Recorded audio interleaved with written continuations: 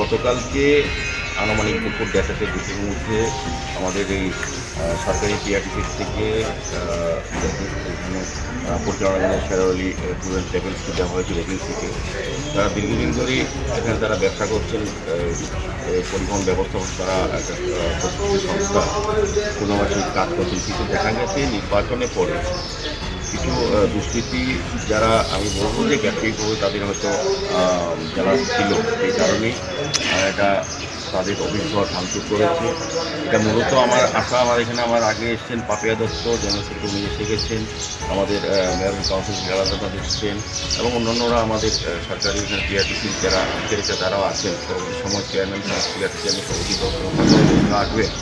তো আলটিমেটলি এটা সরকারি একটা ব্যবস্থাপনা, সরকারি অনুমোদিত আমাদের কাউন্টার। তো এখানে সরকারি সম্পদও নষ্ট করা হয়েছে। তাদের বিরুদ্ধে যিনি সংস্থার মালিক আছেন উনি ফ্যাট করেছেন। তো আমার আশা থাকবে যে পুলিশ প্রশাসন এটার নিরপেক্ষ তদন্ত করে প্রকৃত যারা দোষী যারা এই কাজটা করেছেন।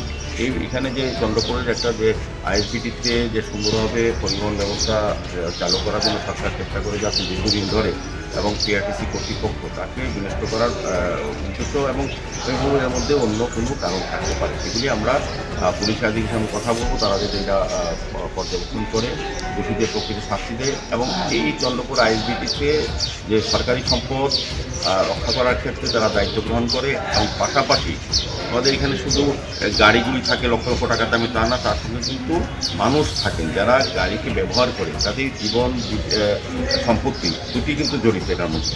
তো আমি বলবো যে এটা আমরা চাইনি। আমাদের সরকার নির্বাচন আগে বলেছিল জিরো ভায়োলেন্সে আমাদের নির্বাচন অনুষ্ঠিত হবে, সেই অনুযায়ী সরকার কাজ করেছে, প্রশাসন কাজ করে, নির্বাচন কমিশন কাজ করেছে এবং আমাদের বলবো সার্বিকভাবে সারা রাজ্যের জনগণ এটাতে সম্মত হয়েছে এবং নির্বাচন সুষ্ঠু হয়েছে। নির্বাচনের রেজাল্টের পর আমাদের দলের তরফ থেকে, আমাদের সরকারের তরফ থেকে, প্রশাসনের তরফ থেকে আমরা সার্বিকভাবে শান্তি শৃঙ্খলা বজায় রাখার আহ্বান রেখেছিলাম। সেই অনুযায়ী সারা রাজ্যে কিন্তু এটা সুন্দরভাবে এই প্রথম দেখে গেছে দীর্ঘ এত বছরের মধ্যে যারা ভোটদান করেছেন বা ভোটদানে অংশগ্রহণ করেছেন তারা এত সুন্দর অবাধ নির্বাচন দেখেননি, এত ভালো নির্বাচন সারা ভারতবর্ষে একটা দৃষ্টান্ত। পাশাপাশি আমি বলবো